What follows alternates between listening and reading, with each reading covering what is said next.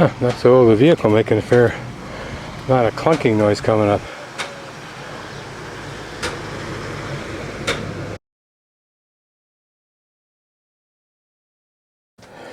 Here you can see the hand labor going into the road. This is the end part, and then they'll continue on that way.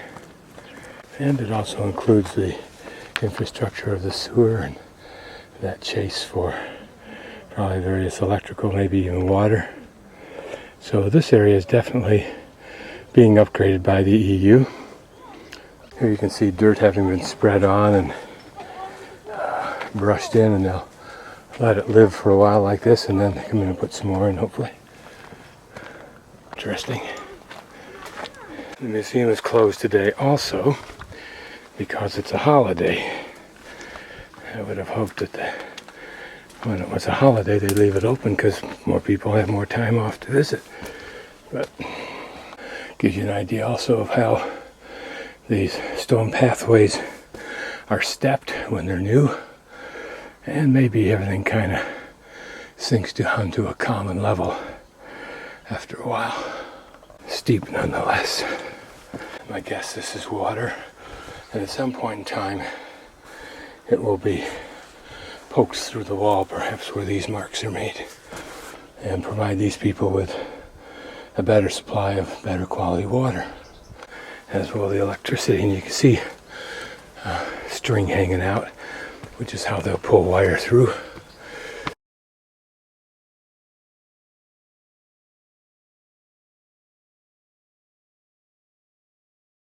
Still another church, but at least here we have a picture of what it may look inside, even though we're not allowed in. I don't know if I can do a Ken Burns on this at all. Nope, it's gonna... Okay, I'm using my macroscope.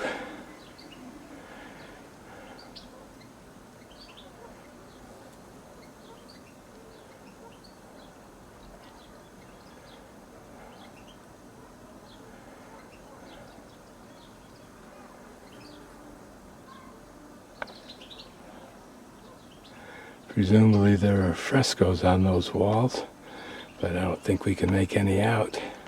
And this actually is a reconstruction. Stones fitted with clay mortar.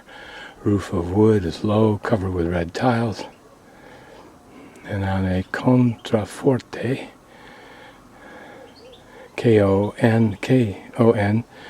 Kontraforte, can be read the date of the reconstructions of 1774.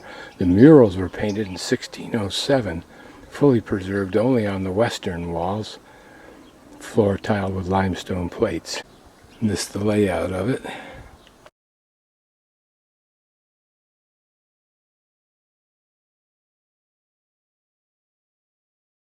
And my goal today, since I can't get in the museum and I've seen much of the fort yesterday, is just to roam on the innards and just poke around. So we'll poke around down there.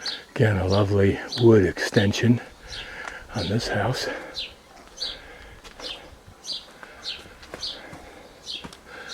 This lovely stone balcony, and a further extension over on this side.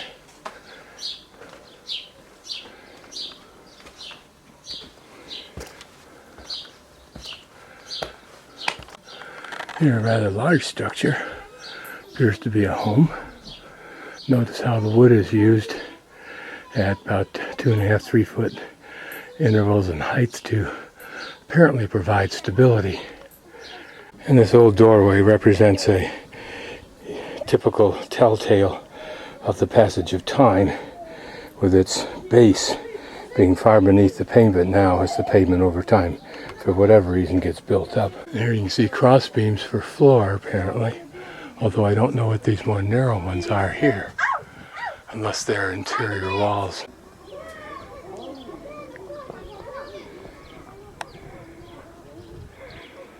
I haven't seen that before, where the wings appear to seesaw forward and backward.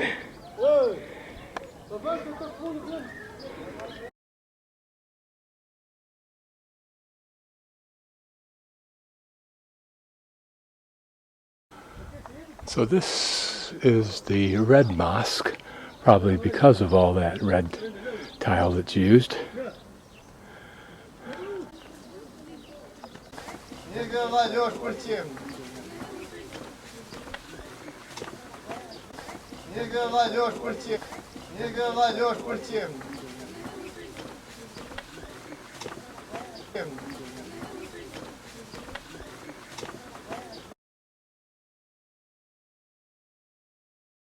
We're in the middle of what the cistern area was. This whole area here was designed to protect the cistern, which the gentleman who owns the business back here and his family, but he's going to take me down inside, and this is where you go down into it. So we're now down inside a very cool, massive structure that you can see. And who knows how deep it would have been, and how it got filled up with water is fascinating to understand, particularly when it's at the highest point. But you can see the water there. How deep it is, I don't know. Very fascinating. Yeah. So the gentleman tells me this is all Byzantine construction after the Romans. You can see there was plaster of some sort here, which is just the way they finished it off. Whether it had frescoes or not, don't know. And again, another view of the spectacular mountains. And then you can see the walls that were also protecting this. And that apparently is the whole enclosure, that square area that we can see. But you can see other structures, and you can only imagine how tall this was. But it was apparently the highest structure at the time. Just looking at a door that was open. This is the underside, the basement, if you will, of one old house. One that looks like they've restored that supporting arch there, as well as this whole area above me. So, again, significant work done here. As I can understand, the fundamental basic theory of the EU is that if the wealthy countries build the smaller countries, eventually the smaller countries will not only become productive, for example, if Western European countries' businesses build factories here and do this kind of improvement of infrastructure here and preservation of infrastructure, then eventually these places will have enough money to then be buying European products, and the economies will start to come together. The question I have is, in that process, will the poor countries pull down economically the wealthy countries? Museo Nufri, but it's closed. And unfortunately, I think I know where I'm at, so I'm going to keep trying to find places I don't know where I'm at. And I'm guessing that through doors like that represent what we saw a few moments ago, the undercarriage of these older buildings who may only be using the upper story. Just think this is interesting. These small pathways or walkways or streets or whatever you want to call them are interesting.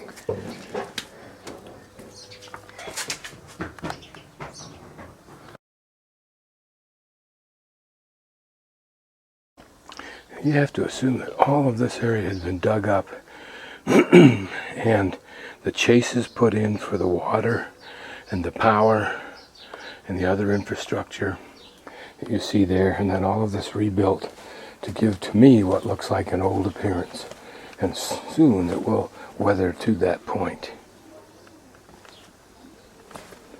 But the finished walkways belie a great deal of the work that's gone on, I suspect. Something smells very good. And only these chases coming up give a hint of what that work was. And it's magnificent. So all this looking quite familiar to me now.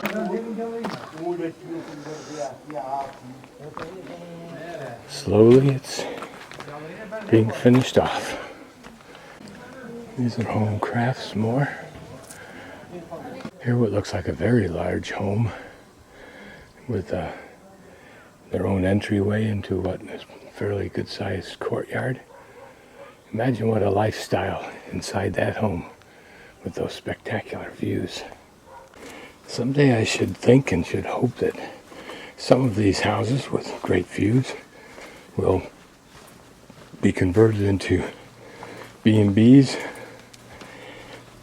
so that more tourists can come and get driven up here easily, have their large suitcases carried to their B&B for them, so that they can then spend their time aimlessly wandering as I'm doing, and hopefully find restaurants that they can eat in where there are menus worthy of being called restaurant.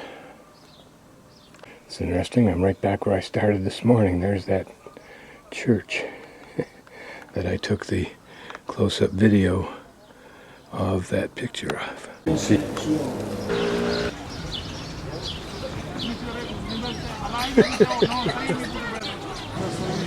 After my 2 hikes this morning, I just sat on the park bench here where the Giro takes place and watched this holiday Giro.